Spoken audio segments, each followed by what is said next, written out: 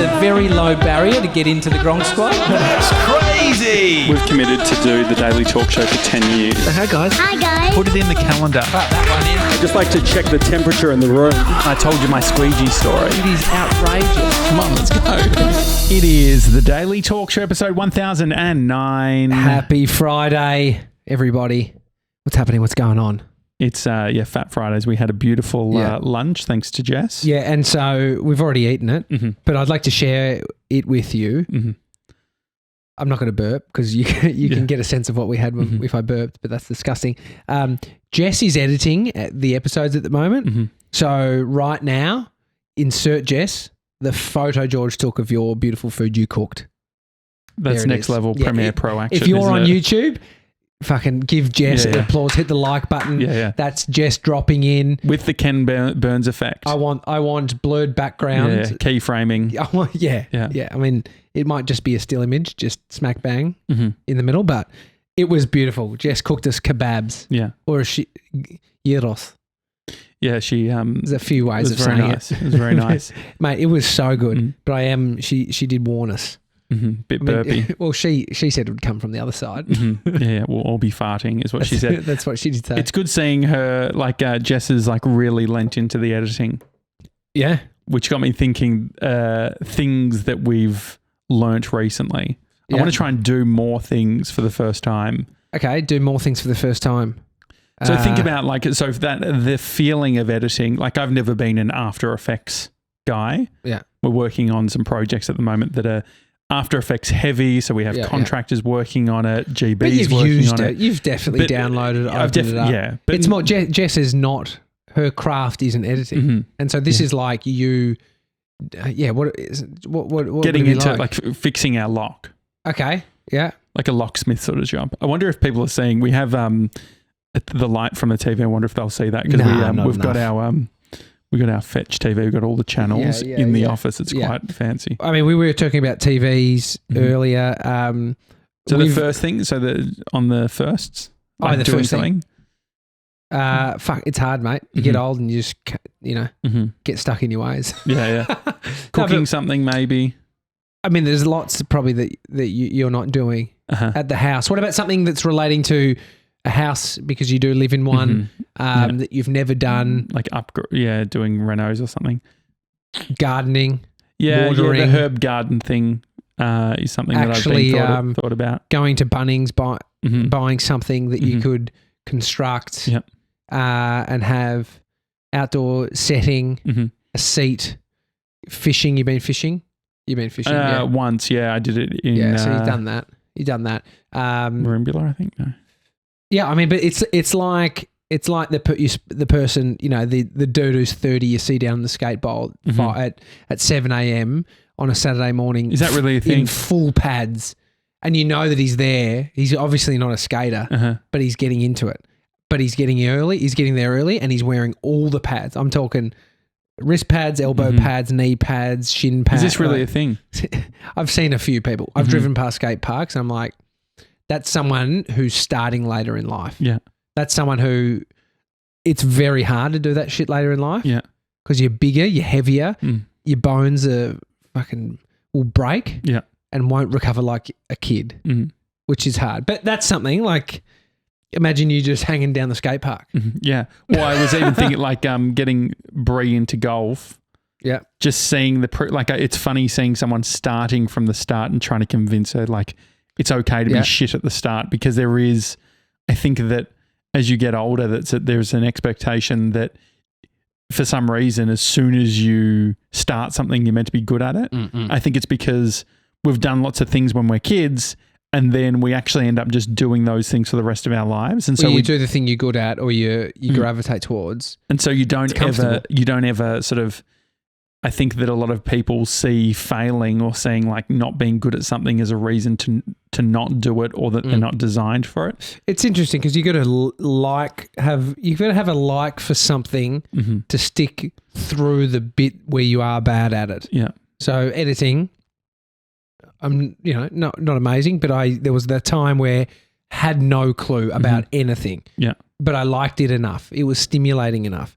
Whereas people just don't stick to things that it doesn't stimulate them enough and they're not good at, which is, but then it's like joining a club where you're really bad. You're the worst there. Yeah. Because if you're the best at anything in the circle of people that you're hanging around, you don't learn a great deal. The on the editing thing, I feel like when you open up Premiere Pro, I remember when I first opened it up, it seems so mysterious, or it seems like what are all these things? But then once you overcome that, like I even think about that with web development. There's been so many times where I've downloaded the coding tools and creating sort of by the way, no IT professional emailed about deploying Macintosh computers. It was boring. It was boring. But I'm sure if you could find something. Liv emailed about not knowing what Slack was. Dude, so many people don't know what Slack is. There was just one person though. But that's and one Liv person. just finished high school, so of course. Yeah. But think about if you're in a dental surgery and who's using Slack? Could be using Slack. But anyway, so yeah, opening up Premiere Pro, it's a big sort of shock. Yeah. All of these things are unusual.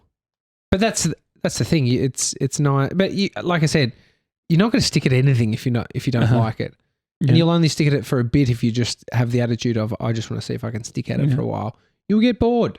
I guess we've also spoken about when you have kids, you have to relearn things, or you have to, or you realize if you're not good at something. So, for instance, one of our clients is a school, and they have a program designed for parents to learn about English and maths. Really? So that they can then pass that on to their kids. Yeah. Well, yeah, dealing with schools and filming at schools, hearing about the early stage English classes makes you, because I can't remember the classes I was doing from prep to, like, other than art, sport, the things that I really like, moments, but they're not the vowels, all that, nouns, have no idea what they still are. But think about it was interesting how you apply them to language or spot these things, but you can't remember all this stuff, but it was all built in these foundational years that you can't remember, but somehow there's things in your mind, which is why young kids, it's so important for what they're consuming. Like Bodhi punched me in the face. Like a jab. Yeah. Punch me in the face, in the lip. Why did I didn't even blink. Flinch. Was he angry? He was angry. Punched me in the face because I picked him up because he wanted to go into our next door neighbour's house. I was like, dude. Punch? Was that the first punch? We're going to fucking blow up. All right, let's go home. See ya. Get home. No TV. Because I know he loves it. We've gotten a bit of a pattern. I think it's probably... Did he not, like, surely he senses when he's punched you in the face that things aren't going to be good? Of course. Did you scare that? I would have scared the shit out of him. This is the problem. Scaring people. Oh, really? Scaring people's no good. Scaring consequences. The consequence shouldn't be I'm scared of my dad, so I will never act again. The consequence is something's taken away. And so what we've taken away this whole entire week, TV, unplugged it, said to him, mate, it's unplugged. Yeah. Oh, why is it not working? I didn't want to say it's broken, didn't want to lie. I just said it's unplugged, no TV. So the whole entire couldn't week. You have just, like, so you've connected the dots for him, haven't you? You said the reason the TV's not on is because you punched me in the face. Yes, of course. Yeah. And so it's kind of gone, but the benefit of the kid who doesn't watch TV is so great. Really? He's a different guy. That's interesting. What's he doing on Instagram? No, he loves music, so he wants to play music every now and then, but I don't let him touch my phone because of the... So when you say no TV, no phone as well? Well, I didn't say no phone, but I'm not giving him any TV on my phone. Okay. Absolutely. So when not. you say TV, you're just talking free to wear? Is he allowed to watch YouTube? Big TV. It's YouTube. So he can watch YouTube or no? There's no 64-inch television projecting any kind of image. So that affects him. Like, as in that impact, like, surely he would just watch everything on a phone. But he's not allowed the phone. Okay. So it's okay, let's go 64-inch. Let's go iPhone 11. No iPhone. No iPhone. No screen time at home. Well, see, that's different guy. Yeah, no screen time is different to no TV. So no screen time anywhere other than looking at the Spotify songs and seeing the background image. He loves looking at the background image. So he finds his song, and some of them have animated like text. And what does he do? What else is he doing? So, but this is the thing. He wants to bake. He wants to play Can with we daddy. bake something? Yeah, he calls himself a little baker. So he bakes. He but he's just eats dinner like with us. It is amazing. It is amazing how destructive screens are. Seeing it in a child. And so then, does that make you want to just continue no screens? Oh, well, we haven't had the TV on all week. It's been great. And so, how long is he meant to not have the TV on for? I think we'll watch a family movie tonight. So he knows family movie night is Friday. Yeah. But I don't think we're going to give him back telly anytime soon. All week, like other than Friday night. And so when you're saying telly, you are saying the phone as well? Yeah, mate. The phone is the phone is crack cocaine. The 64-inch is the Coke, a bag of Coke. Yeah. That's what I'm saying. But just getting rid of, just being like, you're being naughty boy, no more Coke, but you can still have the crack. No, but that's the thing. You don't go to the crack. The crack is like the addict that's found it. But once you find the crack cocaine, you're on it. Hard to find. No, who's cooking up crack? Yeah, but I think that analogy, the problem with it is that just no screens. It's no screens. No screens. Because you keep saying no telly. And when I think no telly. Yeah, but that's the biggest thing. We already have a real problem with him using our iPhone. Because it's the worst, because he goes on YouTube and he does what we do, adults. Bored of that, on to the next. Okay, bored of that. 2 minutes in, 1 minute. Well, that's what I feel like is more destructive. Like GB and I were talking about how we love TVs and how having a TV in your bedroom as a kid was the best thing in the world. Yeah, not much has changed. Like, because he's in love with it. I was in love with it. But I get it. But there's a difference between the interacting of like switching. Yeah. Like we would put something on. Yeah. And you would watch it on TV. Now it's like you scroll, like you're watching 7-second reels. Your attention span is shot.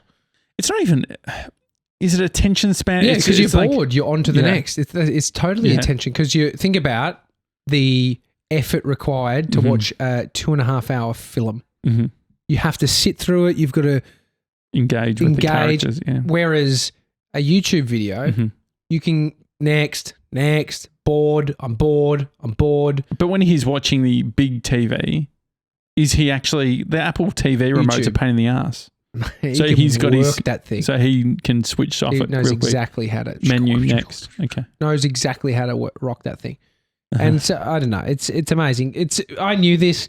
We had to let him become addicted. Seth Godin told you this. No. I don't know if you had to let him become no, addicted. but to realise the difference and see how ratty and not ratty. Speaking was it of ratty, instant? Yeah, it's like he was like all good with it. He's like, yeah. So he's in his room playing Lego, building me things. Freak. We have a rat trap in this in this house, in this building. Yeah. Jess thinks she spotted a mouse. No one else saw it. There was other people in the room. The mouse has either decided I've been spotted, I'm gone, and I'm actually getting out of this place, or there was never the mouse. But I bought the trap. The only thing the trap has got is my son when he came in here. Oh, really? And he's like, Daddy.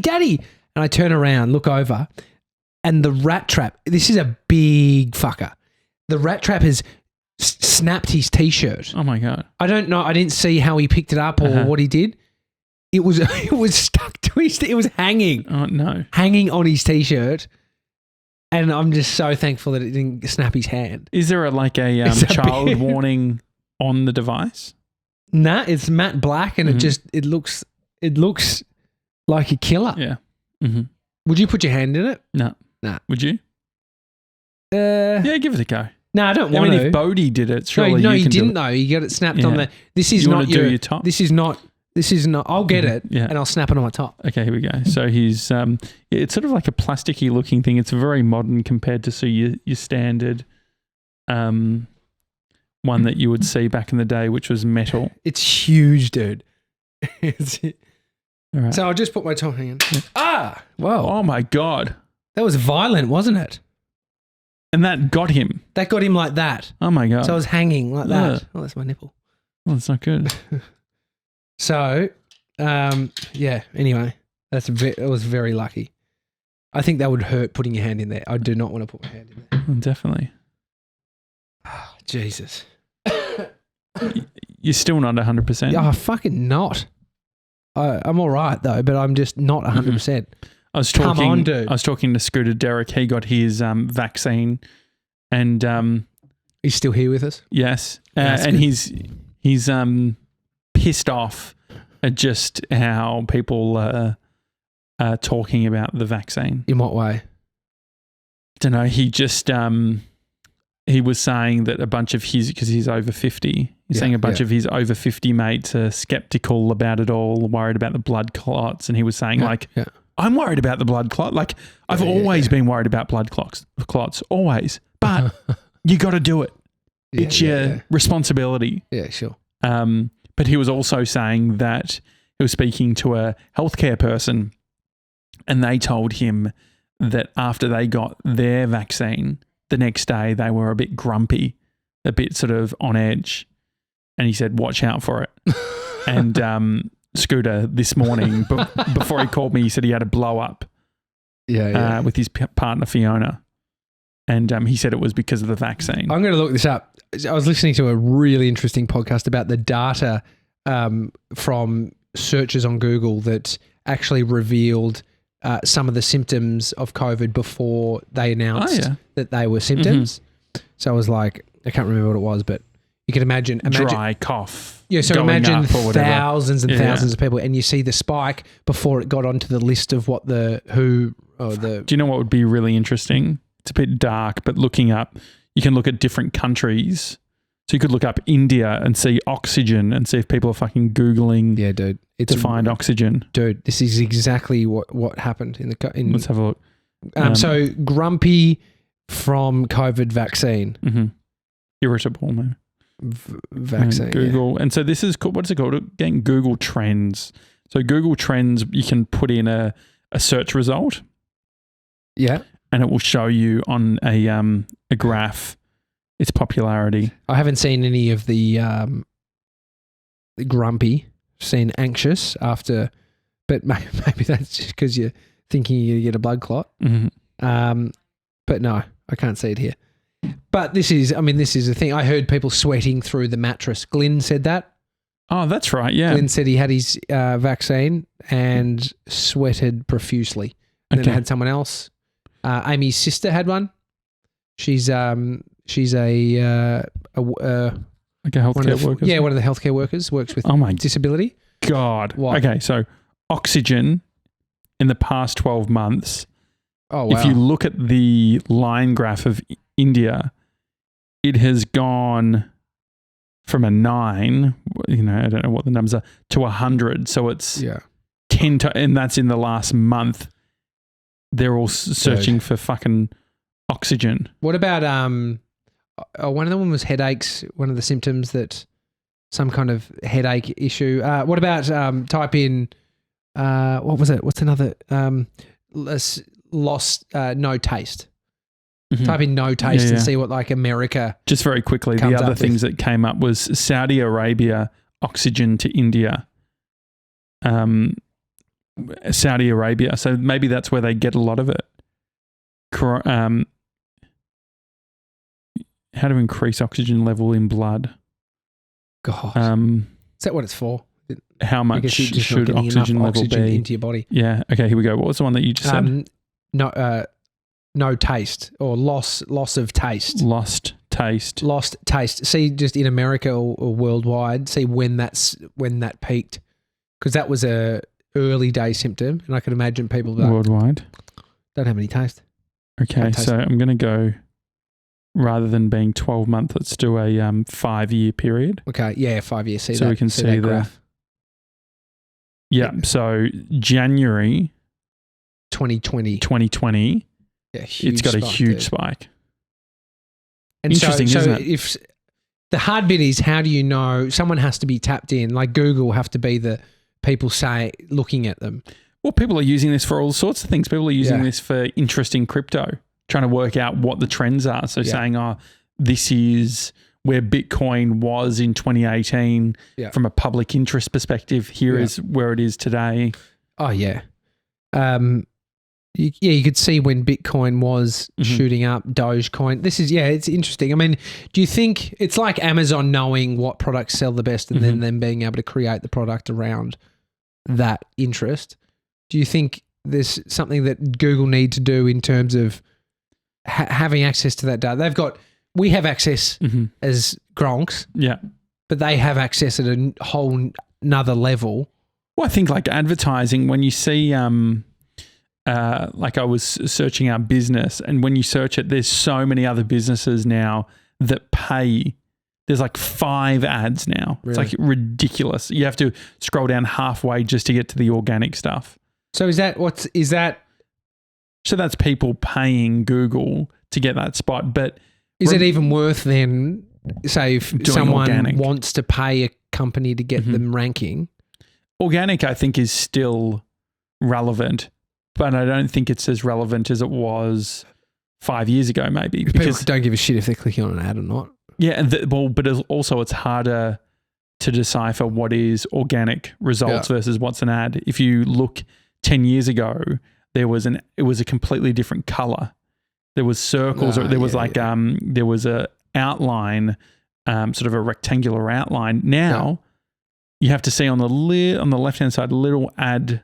And it's a bit bold, or no? Not really. No. Like they look very similar. And so they can be doing stuff like that. One thing that I heard on a podcast, which I thought was interesting, when it comes to trafficked websites. What's trafficked?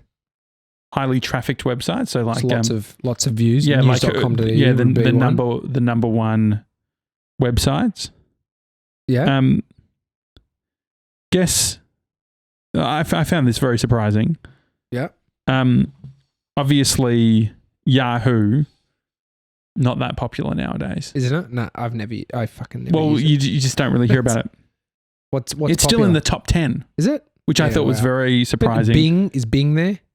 Bing top 10? So the top 10, this is on visualcapitalist.com. Okay. It's a random site that I just found on Google. Google.com is number 1. YouTube.com, number 2. Yeah. Facebook.com, number 3. Twitter.com, number 4. Wikipedia.org is number 5. The interesting thing is if you look at the valuation of these different companies.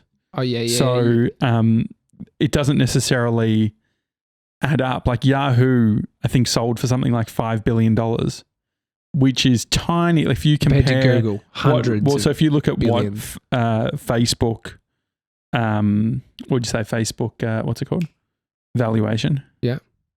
So Facebook's valuation right now. Let me guess. Yeah. 340 billion. Probably more. What are we at?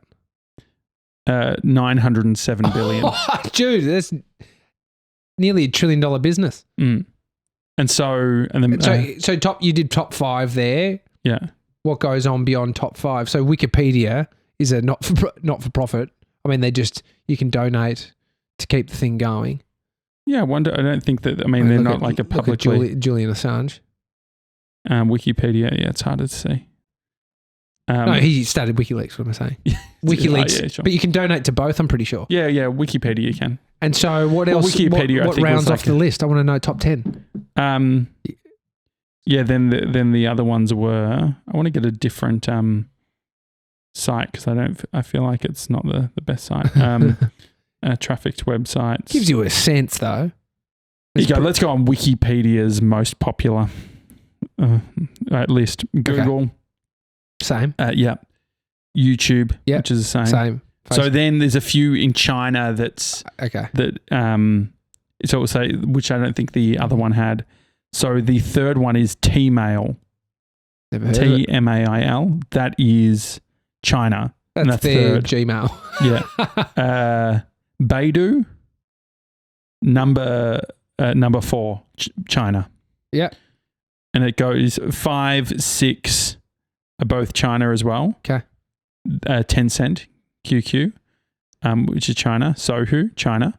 Facebook, then Taobao. Don't know if I'm pronouncing it right. But yeah, I mean, so Amazon number 10, Yahoo number 11 on this list. Okay, edged out of the top 10. But Mate, that's with all the Chinese ones. If you're still 11, it's weird how these companies still exist. Is Bing in the top 20? Let's have a look. So That's Microsoft, So what makes Yahoo interesting apparently is apparently their Yahoo Finance is really good if you want financial news. Okay. They do like the best. So you were asking about Bing. Reddit's number 19. Okay, yeah. A lot of time spent on that thing. Bing is number 34. Okay. Behind MSN.com. Jeez. It's interesting, isn't it? See about the rocket that's 23 ton going to hit the Earth on Sunday? A rocket? Yes. Some space junk. A space junk. Which is part of a Chinese rocket. So hang on. A rocket or junk? It's an old spaceship?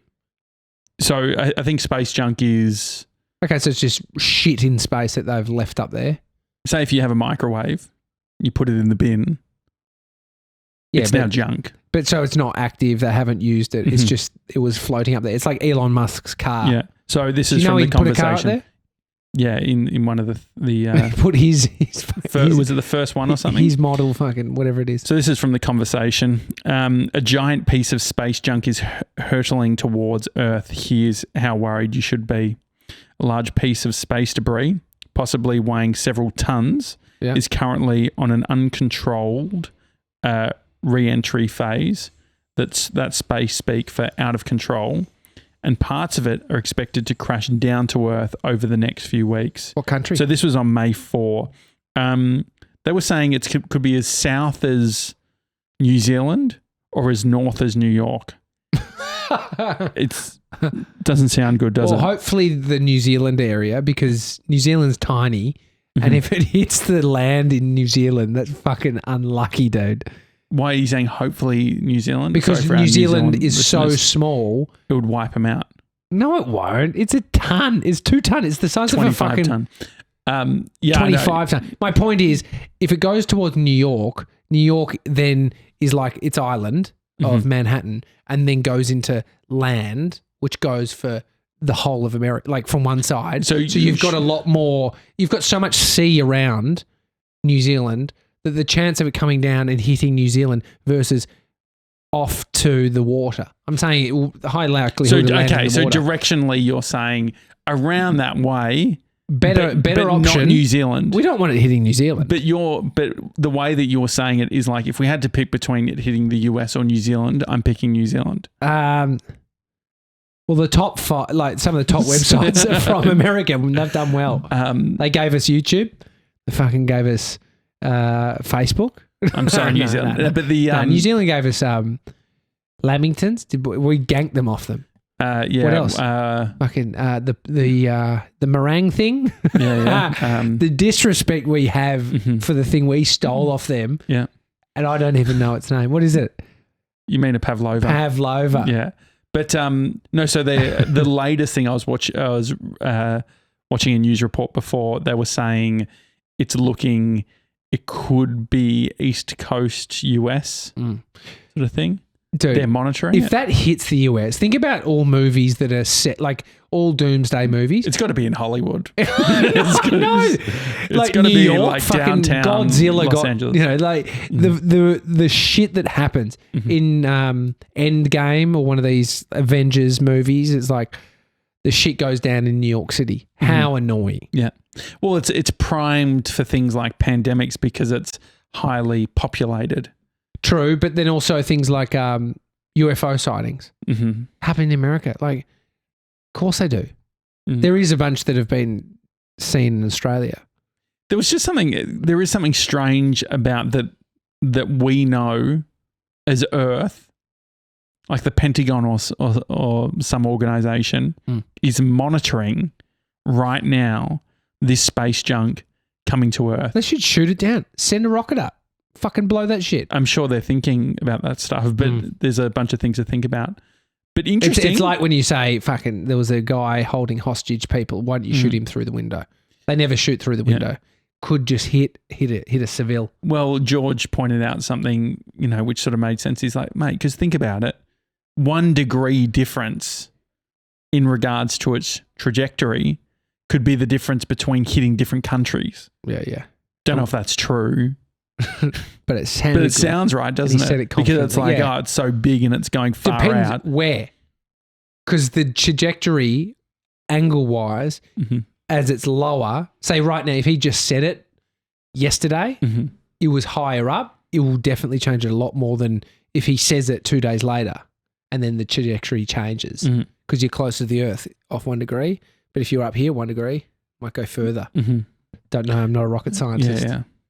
I'm off Joe Rogan, by the way. No, Why? You won't be. I just think not reading any media stuff, but just watching his clips on YouTube. I think he's jumped the ship. Jumped the shark. Way? What's that mean? Jump the shark? Is that what you say? Jump the shark? What are you trying to say? He's jumping the shark is like going from good to bad. Never Jumping heard the shark, haven't you? No, never. Jumping the shark. Jumping ship? Jumping the shark. Never heard that. Yeah, no. So I just think like he hasn't. I think he's not changed a lot. I know, but maybe that's jumping the shark is a idiom used to describe the moment of misguided attempt of generating new publicity for something once but no longer widely popular. Attempt serves to highlight the irrelevance of what. So it's not. He's not really jumping the shark because I don't think he tries to get any attention. No, it's just jumping the shark's the wrong phrase. I just think that he's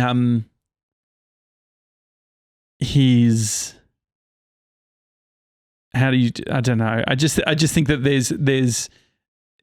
I can see the danger in someone just consuming that content, and I think if everyone thought like Joe Rogan on a bunch of things, it wouldn't be great. Like I think, like he's like your uncle. You can still respect someone and what they've done, but then also be like, that uncle or whatever is just a bit fucking tweaked with X, Y, and Z. I think that there is the fandom where he sort of is untouchable to a lot of people, where it's like, Joe, like, no, you just don't get him. You just need to spend time listening to him.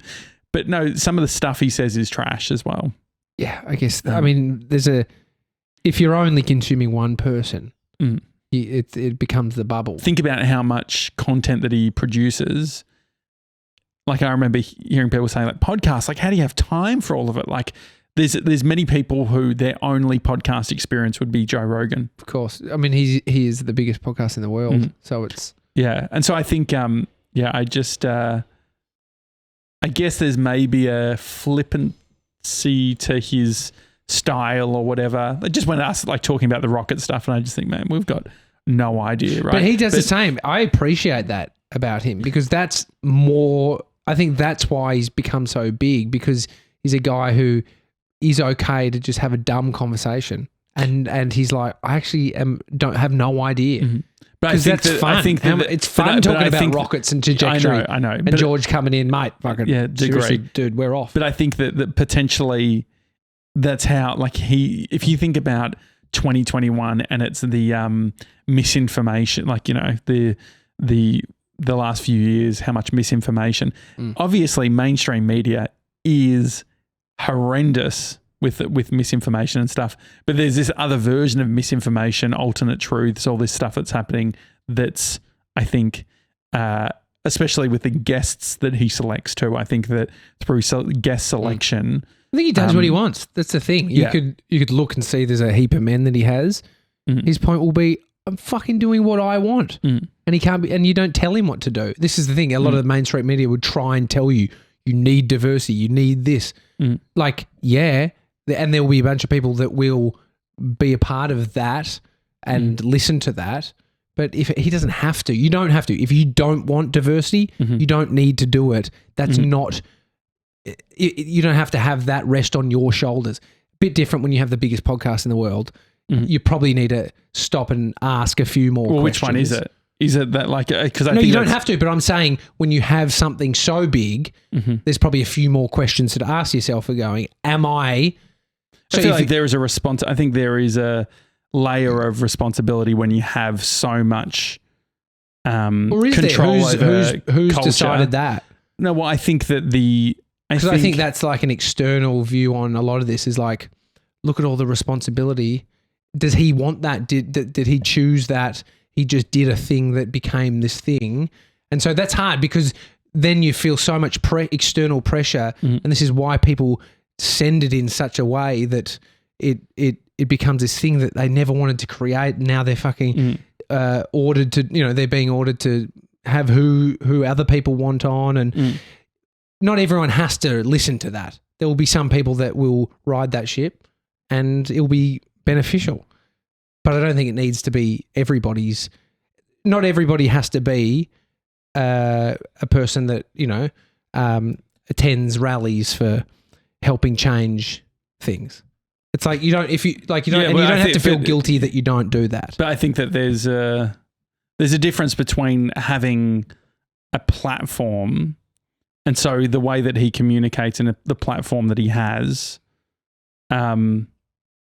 They are sort of his tools. That's how he sort of communicates his worldview and what he believes in and all of that sort of thing. It's cool.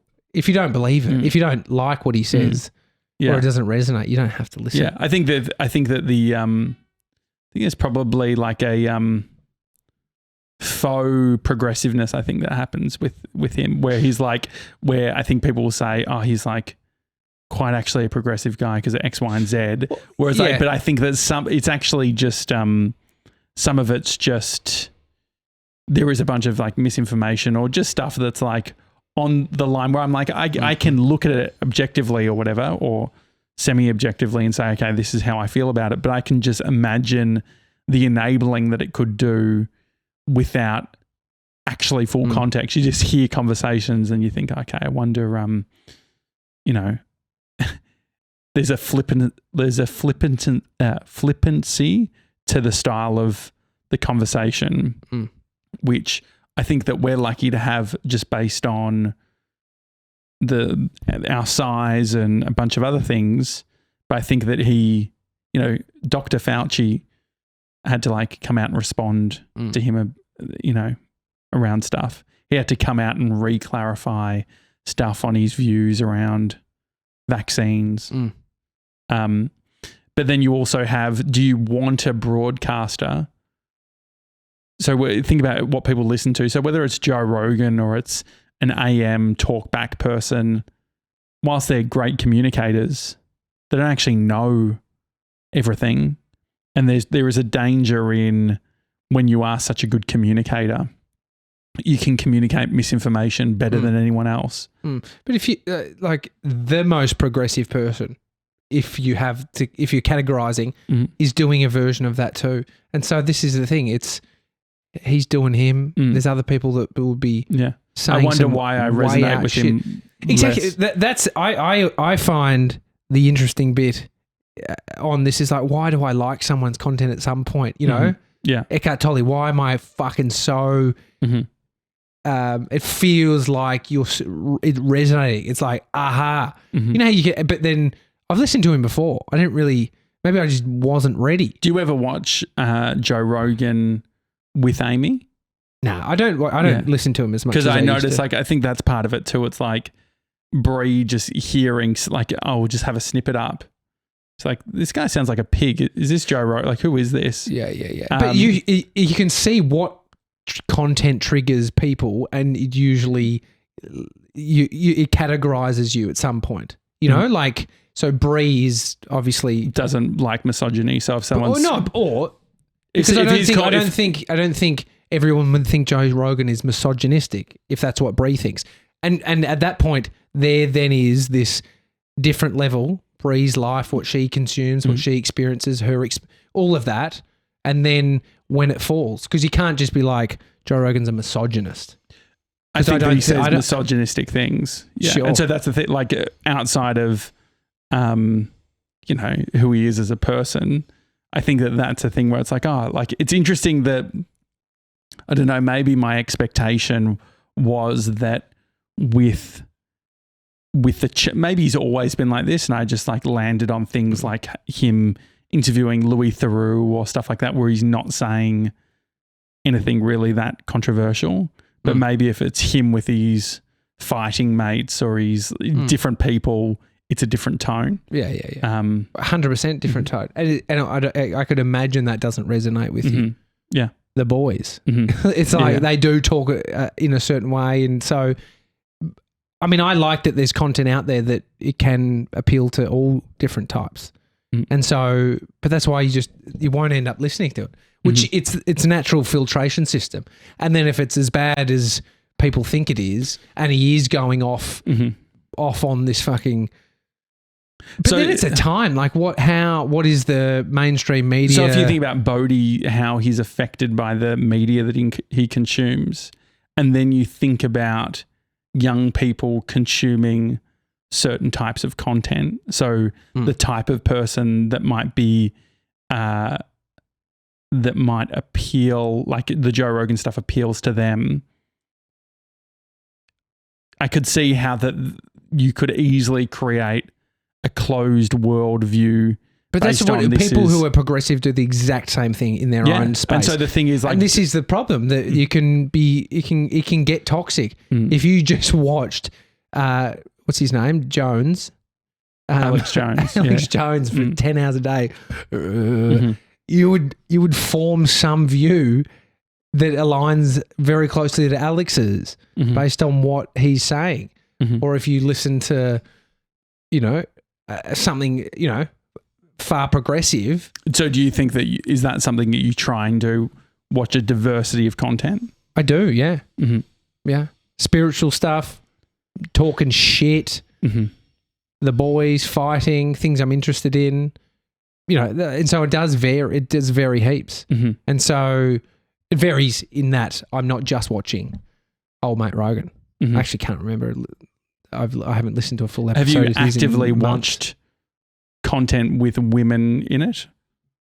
What do you mean? Like in the diversity thing, the boys, all that sort of stuff. Stuff on where it's women hosting or things like that.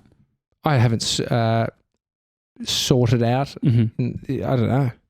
Because I feel like that there's an element which is like, if it's like saying I've got a diversity in it, like look at the plate of food, it's so diverse. And saying diverse in the different topics. Yeah. So what I was going to say is like diversity. It's like, look, I've got lamb, I've got beef, I've got chicken, I've got some seafood. Like I've got a diverse plate of food. But there's like the other version, which is like actually completely different areas. I don't necessarily think, like, I think I naturally, like, there's some of that, the Rogan stuff, but I don't, like, I think that I probably... You can listen to fucking a heap of guy shit and still be a good guy. That's not what I'm saying. You can not listen to female content and still not be a fucking pig, piece of shit misogynist. That's okay. And so this is the feeling that even like the way you frame that can make someone else feel. And this is what a lot of people do in these online platforms is make people feel a certain way by asking them. It's like maybe you feel uncomfortable, but it's like the question's framed to feel uncomfortable. That's the point. Well, that's the purpose of it, right? But I think that it depends. Like, so what you're saying is it's like Joe Rogan's not saying misogynistic shit. Bree just thinks that he's saying misogynistic shit. He's exactly right. Because someone else doesn't think it's misogynistic, someone thinks it is, and so they're both. I'll rephrase that. They're probably both right in some capacity. Yeah, I feel like there's. If you think about where you're skewed, everyone's got like a little bit of a skew a certain way, and so. Like the thing with or not even arguing, just talking about that stuff is I find it hard to explain. I guess it's not about making people feel bad, but it's like saying, I listen to a wide range. Like that's what so many people say, which is like, I listen to a wide range of stuff and I'm not racist or I'm not this is what I like. And there's probably people who feel that, like actually, like they feel that way. Like I think there's a lot of people who don't feel like they're misogynistic. They don't feel like they're racist. They don't feel all these things. But the media that they consume gives them one perspective on life. And I think that stuff like the Rogan thing does lean towards a bunch of a certain I agree. If you're just listening to that. And so like it would become a problem. If you're just listening to us, it's a problem. There are other things that will give you a different perspective. And you don't have to agree with everything I don't agree with everything Rogan says. I feel like, he's a bit off. Or it's, Uncle Joe's fucking at it again. And so you can listen and feel that way. It's just, I wonder, at what point? Like when does something shift so much? So when someone says that he's misogynistic. Yeah, I don't agree. I don't have to agree. And so and so the thing is that someone's opinion on me not agreeing with that is just their thinking. And like it's just my thinking that he is not a misogynist. And so that's cool. Like but if you can't accept that, like I am saying, you do you listen, you are thinking that. And of course, like that is your version of what you think based on your experiences and all of that. But it's like, if you've just watched Rogan from a headline perspective over the last 5 years, you wouldn't understand the content. If you had taken snippets of this show, you wouldn't understand what we're about. You wouldn't understand. You'd get a glimpse at a moment. But if you have consumed more episodes, you're like, no, I see.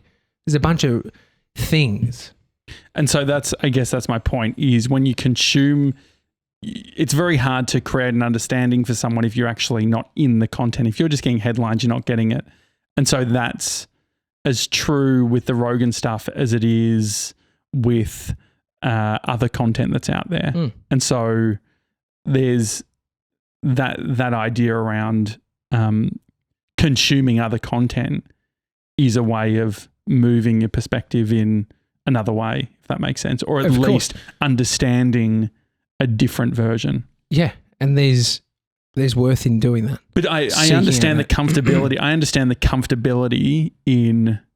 It's like not too dissimilar to how I feel with the golf stuff, where it's like you can just go all in on a certain type of thing because it feels like the more in you get, there's like more rewards, or it's like it's easier, and so it becomes like you become hyper focused on something, if that makes sense. And I think golf is everywhere. Yeah, it is everywhere. Actually becoming a big sport. It is. But I think there's like a I think that everyone sort of gravitates to something at a given time, and I think that that's like the Eckhart Tolle stuff, is because that's what you're needing right now.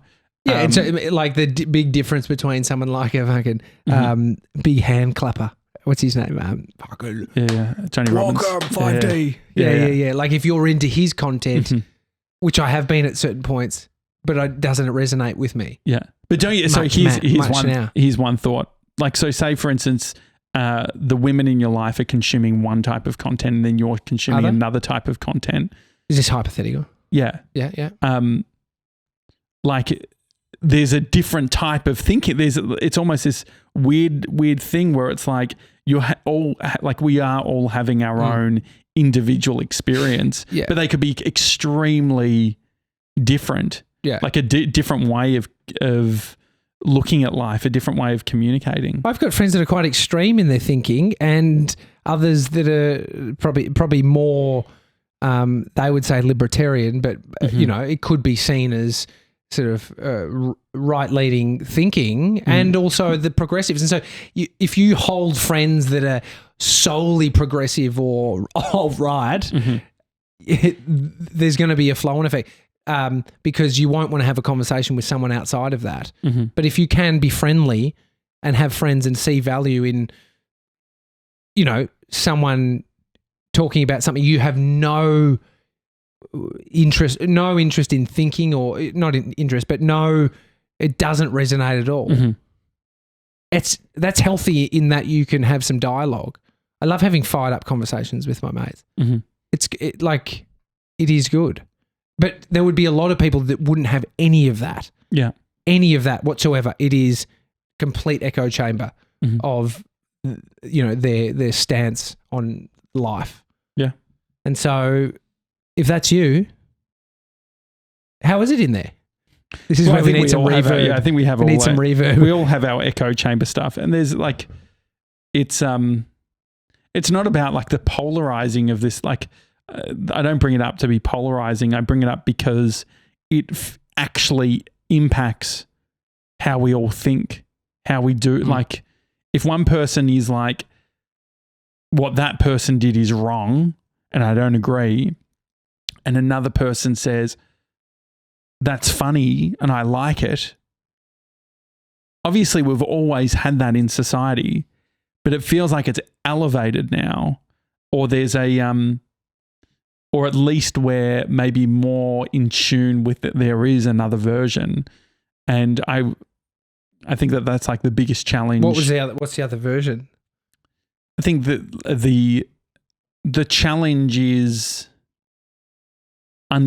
creating some level of understanding between two different beliefs. Like, that'd be great. Yeah, which yeah, it'd be fucking awesome. Yeah. But it butts heads when there's two parties that don't want to fucking listen to anyone else but themselves. Is what I'm saying. I think that the one thing is that there's probably in every sort of thing, there's sort of the provocateur or like the provocative side, and then there's the one that's not happy about that. And so, which is hard, I think that potentially content. The provocative side is potentially the more obvious one, potentially that could change or to empathize or whatever. So, for instance, say if Rogan's saying some sort of word that, he's calling women a bunch of sluts or something, like he says something like that. So he says that, we get upset, or, Bree's like, what the fuck is, like, how dare he, like, fucking talk, like, who does he think he is talking about people like that? So there's in that moment, there's one option which seems like the old version, which hasn't served us, which is boys will be boys. He's just having a bit of fun. It's all good. And then there's another version on Rogan's end, which is like, what am I getting out of, like, what am I adding to a story or to a thing by saying something provocative in that way? So does that make sense? So like I work out in using an example like that, how do you reconcile that? You could say, oh, you know what? Like, he's around his mates, but you can see how that, like, at what point. Or he can say what he wants to say. He has the right to say what he wants to say, which I think a lot of people would take it there is like, that's one example. But that then impacts worldview. It impacts how someone's interacting with women. Like, I wonder, like, if, it's, I don't know. Like, it's a hard one. Like, when you then take it to comedy and what people do for laughs, and I wonder how much. I don't think that there's that much in the way that people criticize Rogan on the comedy side. I think that a lot of it is in stuff that's very politicized, very where a lot of people are divided. Yeah.